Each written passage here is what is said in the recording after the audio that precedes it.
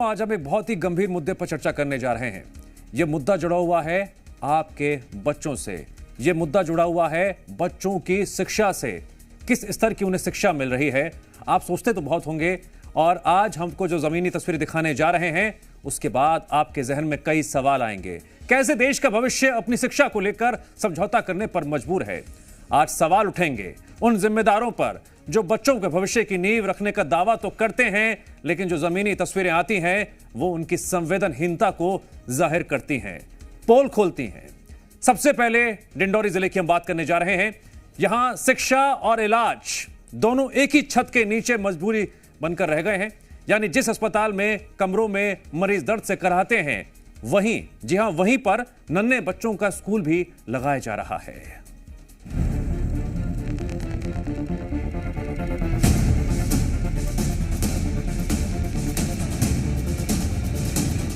ये अस्पताल है या स्कूल, समझ नहीं आ रहा ना। ये अस्पताल ही है जहां बच्चों का स्कूल भी लगाया जा रहा है। कारण बताया गया, स्कूल लगाने के लिए कोई इमारत नहीं है, इसलिए मजबूरन पढ़ने के लिए अस्पताल का एक कोना दिया गया है जहां 57 बच्चे पढ़ रहे हैं। ये जगह है मध्य प्रदेश का डिंडौरी, जहां बच्चे अपने भविष्य को लेकर जद्दोजहद कर रहे हैं। यहाँ से जो तस्वीरें सामने आई हैं, वो शिक्षा व्यवस्था को लेकर गंभीर सवाल खड़े कर रही हैं। करंजिया के परसेल गांव में एक सरकारी स्कूल का संचालन अस्पताल में किया जा रहा है। तस्वीरें खुद हालात बयां कर रही हैं, जहां एक तरफ बच्चे पढ़ रहे हैं, वहीं दूसरी तरफ मरीजों का इलाज किया जा रहा है।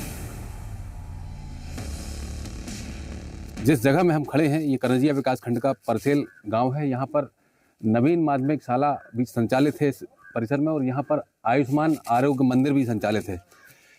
हैरत की बात यह है कि आज टीबी उन्मूलन कार्यक्रम के तहत यहाँ पर एक शिविर लगाया गया है, और यहाँ पर टीबी के जो मरीज संभावित होंगे वो भी यहाँ मौजूद हैं। आप तस्वीरों में देख सकती हैं, ये मरीज खड़े हुए हैं, इनकी अभी स्क्रीनिंग होनी है एक्सरे के द्वारा।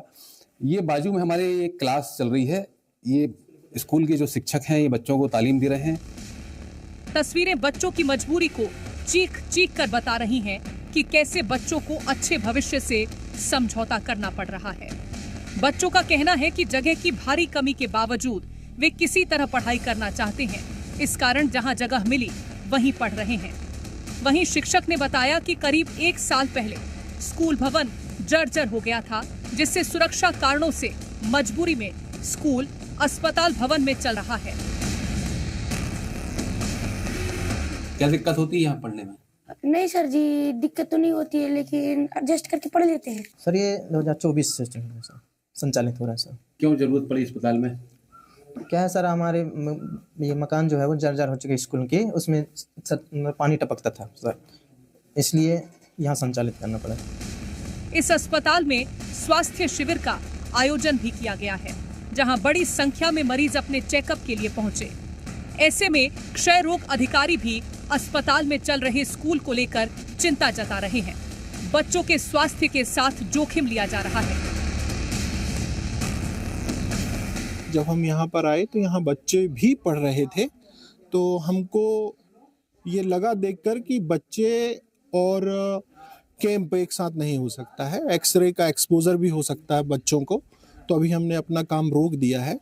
हम अपने सीनियर अधिकारियों से पहले पूछ लें कि सर यहाँ बच्चों की छुट्टी करा दी जाए, उसके बाद हम अपने स्वास्थ्य का कैंप आगे बढ़ाएंगे, ताकि बच्चों को किसी भी प्रकार का इन्फेक्शन ना लगे और वो एक्सपोजर में ना आए। वहीं स्वास्थ्य विभाग के अधिकारियों ने भी माना कि अस्पताल और स्कूल का एक ही इमारत में चलना सही नहीं है। मामले पर जब सहायक आयुक्त जनजातीय कार्य विभाग से बात की गई, तो उन्होंने जल्द ही स्कूल के लिए व्यवस्था कराने का आश्वासन दिया है।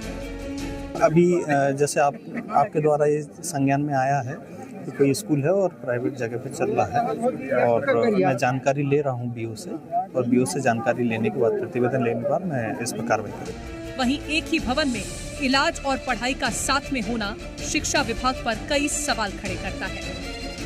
57 बच्चों की ये तस्वीर सिर्फ एक आंकड़ा नहीं है, ये 57 परिवारों की आस है जो शिक्षा की उम्मीद में अस्पताल में भी पढ़ने को मजबूर है। ब्यूरो रिपोर्ट, जी मीडिया।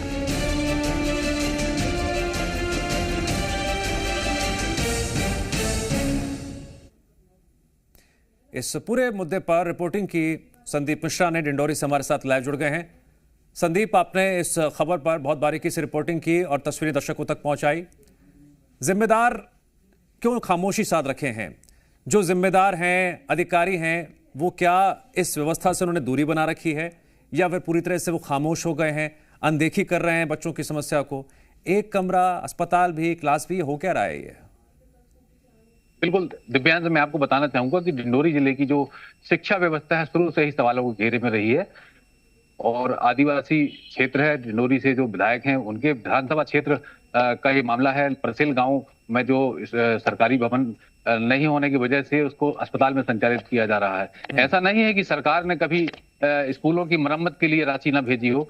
वर्ष 2021 में लगभग 22 करोड़ रुपए स्कूलों की मरम्मत के लिए आए थे। लगभग 500 स्कूल ऐसे हैं जो जर्जर हालत में थे, जिनको बहुत सारे स्कूल ऐसे हैं जिनको ढहा दिया गया और उनकी जगह पर हमने कई बार ऐसी तस्वीरें दिखाई कि कोई किराए के भवन में स्कूल चल रहा है तो कोई अस्पताल में चल रहा है और कहीं आसपास बैठने को लोग मजबूर हैं। लेकिन यहाँ जो पहले जो जनजाति विभाग के जो जनजाति कार्य विभाग के सहायक आयुक्त थे, उन्होंने 22 करोड़ रुपए की होली खेल ली और एक भी स्कूल ऐसे नहीं है जिसकी मरम्मत की गई हो। उस वजह से जो है स्कूल जर्जर थे और उनको ढहा दिया गया और उनकी मरम्मत नहीं हुई। आज जो तस्वीरें हैं ये आपके सामने है। सरकार को ऐसे भ्रष्ट अधिकारियों के खिलाफ एक्शन लेना चाहिए। आज तक उस अधिकारी के खिलाफ कोई कार्रवाई नहीं हुई, जिससे लगातार उनके हौसले बढ़ते गए और बच्चों की हालत यह है कि उनको कहीं अस्पताल में बैठना पड़ रहा है तो कहीं प्राइवेट भवन में बैठकर पढ़ना पड़ रहा है। जी ठीक है, हमने पूरा सच सामने रख दिया है। अब प्रशासनिक अधिकारियों को तुरंत इस मामले में संज्ञान लेते हुए सख्त कदम उठाने चाहिए, बच्चों की परवाह करनी चाहिए, उनके भविष्य का सवाल है।